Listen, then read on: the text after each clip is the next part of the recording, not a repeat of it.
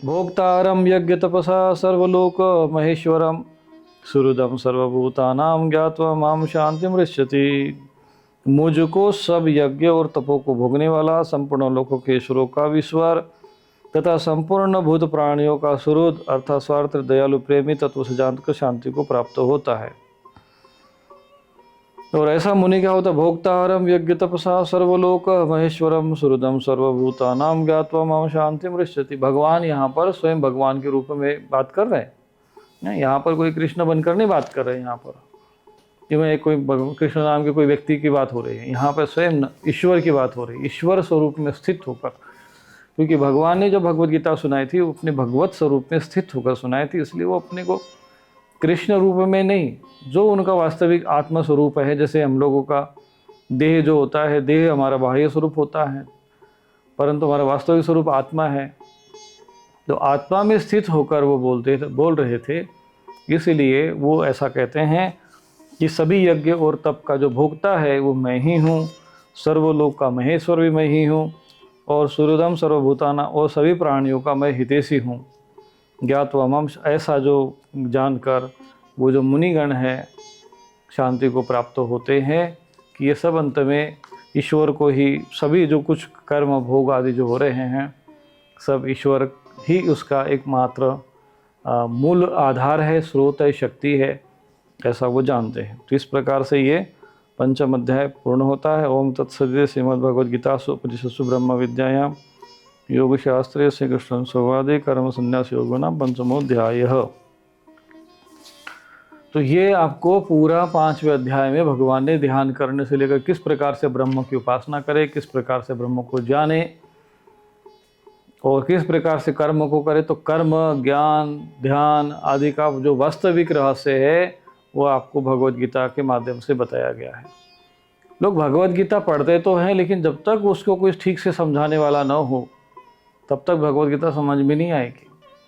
और भगवत गीता समझाने वाला व्यक्ति ऐसा चाहिए जो भगवत गीता को अनुसार जिसने अपना जीवन आचरण करके किया हो, ऐसा अभ्यास किया हो, ऐसी साधना की हो। और जब वो ऐसा व्यक्ति सुनाता है तब फिर ये सारे रहस्य हमको समझ में आते हैं। अब आप लोगों को एक एक श्लोक और एक एक शब्द का, भाव का सारा आपको सार समझ में आ रहा होगा। साधारण से साधारण व्यक्ति भी यदि वो जिज्ञासु है, यदि वो श्रद्धावान है, यदि उसमें थोड़ा सा भी सत्व का भाव है, तो वो ये पूरा जो भगवत गीता का जो ज्ञान है वो आत्मसात कर लेगा।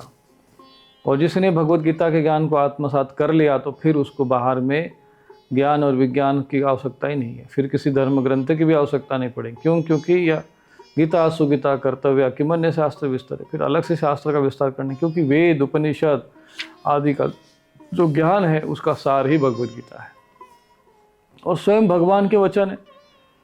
अब इसलिए प्रमाणित है। अब दूसरे के वचन है, अनेक ऋषि मुनियों ने कहा है, और कोई ऋषि मुनि अपने अलग मत के अनुसार, भाव के अनुसार कुछ भी थोड़ा बहुत आगे पीछे हो सकता है, परंतु जब भगवान के वचन है तो फिर उसमें संदेह नहीं बचते। कुछ लोगों में संदेह होता है, अच्छा ये तो महर्षि व्यास जी ने लिखा। मैंने कहा कि भाई महर्षि व्यास जी ने लिखा नहीं है, महर्षि व्यास जी ने देखा है। जैसे दूरदृष्टि होती है ऐसे ही जो है त्रिकाल दृष्टि भी होती है। और चूंकि शब्द जो होते अक्षर है, नक्षरन्ति इति अक्षरः, नष्ट नहीं होते। आपके जो शब्द है वो नष्ट नहीं होते, ब्रह्मांड में भ्रमण करते रहते हैं। तो जो ज्ञानी त्रिकालदर्शी ज्ञानी होते उसको सुन सकते हैं। तो महर्षि व्यास जी ने उस अपनी त्रिकाल दृष्टि के द्वारा भूतकाल में जो घटना घट रही थी, जैसे वो संजय धृतराष्ट्र को सुना रहा था, ऐसे ही महर्षि व्यास जी ध्यानस्थ होकर वो सब देख रहे थे, सुन रहे थे, और फिर उसको श्लोकबद्ध करके गणेश जी को सुना रहे थे। और लिखने वाले गणेश जी थे, लेखक नहीं थे, क्योंकि जो ध्यान में रहेगा तो कैसे लिखेगा। वो ध्यानस्थ होकर लिखते थे और फिर उसकी संरचना करते थे श्लोकों की, चूँकि वो महान विद्वान थे, और उसको छंदबद्ध करके, श्लोकबद्ध करके फिर उसको महाभारत ग्रंथ लिखा गया। तो महाभारत ग्रंथ के अंतर्गत भगवत गीता आती है। अब जैसे यहाँ पर इसमें उल्लेख नहीं आता है कि महाभारत के अंतर्गत है, पर होना तो यही चाहिए था, कि श्रीमद् भगवद गीता उपनिषद, तो इसमें उपनिषद को कहा गया, उसमें महाभारत अंतर्गते, ऐसा महाभारत ऐसा कुछ लिखा होना चाहिए था। अब ये पता नहीं कैसे उन्होंने यहाँ से ये उपनिषद सु और ब्रह्म विद्या में योग शास्त्र लिखा है, तो जहाँ से कब से शुरू हुआ तो वो भी हमें पता है नहीं, पर यह है कि महाभारत का ही भाग भगवद गीता है। तो मूल ग्रंथ जो है महाभारत है, जिसको महर्षि व्यास जी ने अपने ध्यान अवस्था में सुना, उसको छंदबद्ध किया, श्लोकबद्ध किया और फिर उसको सुनाया। तो गणेश जी जो है, श्री भगवान गणेश जी जो है स्वयं लिख रहे थे, तो उनके लेखक तो गणेश जी हैं। तो इस प्रकार से ये जो है, इसलिए श्रुति कहा गया है भगवद गीता को। श्रुति इसलिए कहते हैं, श्रुति का अर्थ होता है जो सुना हुआ ज्ञान है, जो ऋषि मुनि ने ध्यान अवस्था में सुनाया।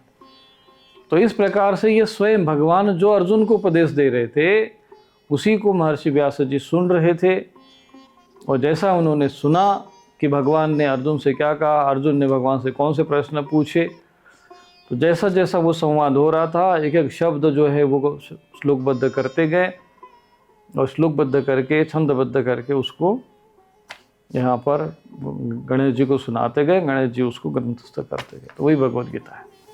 इसीलिए ये संदेह मत करो कि भाई ये तो चलो व्यास जी ने लिख दिया है, व्यास जी पता नहीं कौन है क्या है, ऐसा नहीं है। क्योंकि लोग जो अज्ञानी मूर्ख है, जो छल कपट के द्वारा समाज में बुद्धि भेद उत्पन्न करते, भ्रम उत्पन्न करते, ऐसे तर्क कुतर्क करके समाज में भ्रम उत्पन्न करते रहते, भ्रांतियाँ उत्पन्न करते। अरे ये सुनना है, ये नहीं, महाभारत नहीं पढ़ना चाहिए। ऐसे महाभारत के ज्ञान से, इतना दिव्य महाभारत का ज्ञान, उससे सनातन धर्म को विमुख कर दिया गया। इसलिए महाभारत को पढ़ो, पढ़वाओ। ये तो कपटियों ने, अधर्मियों ने ये जो है फैला दिया है कि महाभारत नहीं पढ़ना चाहिए। इसलिए इनके इन पाखंड से आप बचो। और वास्तविकता में ऐसा कहीं भी वर्णन नहीं आता है कि महाभारत पढ़ने से घर में कलह होता है, क्लेश होता है। ऐसा कोई वर्णन आता है क्या? किसी धर्म ग्रंथ में लिखा है? हमने सुना है। मैंने कहा सुना है तो कहाँ से सुना है? किसी धर्म ग्रंथ से सुना होगा, कहीं लिखा तो होगा। बोले वो तो हमको पता नहीं है, किसी को पता नहीं है ही नहीं, तो कहाँ से पता होगा? महाभारत रखने से, उसको पढ़ने से आपके देवगण, पितृगण, ऋषिगण सब प्रसन्न हो जाते हैं। उस घर में सुख शांति समृद्धि का वास होता है, ऐसा शास्त्र में लिखा हुआ है। महाभारत में उसकी महिमा का वर्णन कहा गया है, पंचम वेद है। इसलिए ऐसे धर्म ग्रंथों को साथ में रखना चाहिए और पढ़ना चाहिए। तो इस तरह से ये भगवद गीता का उपदेश है। अब हम 6वें अध्याय की ओर बढ़ते हैं। तो योगी कौन है, वो सन्यासी कौन है? तो जो मैंने कहा कि जो आचरण कर रहा है, यही बात महाभारत में भी आती है कि जब यक्ष जो है युधिष्ठिर से प्रश्न करते हैं कि हे युधिष्ठिर, ये बताओ कि जो ये ब्राह्मण, क्षत्रिय, वैश्य, शूद्र आदि जो है, इसका आधार क्या है? इसको तुम किससे मानते हो? कर्म से मानते हो, जन्म से मानते हो, विद्या से मानते हो, किस चीज से मानते हो? तो वहाँ पर युधिष्ठिर ने उत्तर जो दिया है वो कहा कि आचरण से माना जाएगा। आचरण का मुख्य। तो जो आचरण से ब्राह्मण कर्म का आचरण कर रहा है वो ब्राह्मण है, क्षत्रिय कर्म का आचरण कर रहा है वो क्षत्रिय, वैश्य कर्म कर रहा है वैश्य है। इसका जन्म से, विद्या से, योनि से आदि से किसी से कोई संबंध नहीं है। और उसी को भगवद गीता में कहा गया, चातुर्वर्ण मया श्रेष्ठम गुण कर्म विभाग से। ऐसे ही आपको कई कई शब्द, जैसे मुनि है, पंडित शब्द आया है, मनीषी शब्द आया है, ऐसे ही सन्यासी शब्द आएगा, योगी शब्द आएंगे। तो इसका जो संबंध है, अब जब ये श्लोक, ये जो शब्द उठेंगे, योगी आएगा शब्द आएगा, सन्यासी शब्द आएगा, पंडित शब्द आएगा, मुनि शब्द आएगा, मनीषी शब्द आएगा, ब्रह्मज्ञानी शब्द आएगा, ब्रह्मवीर शब्द आएगा।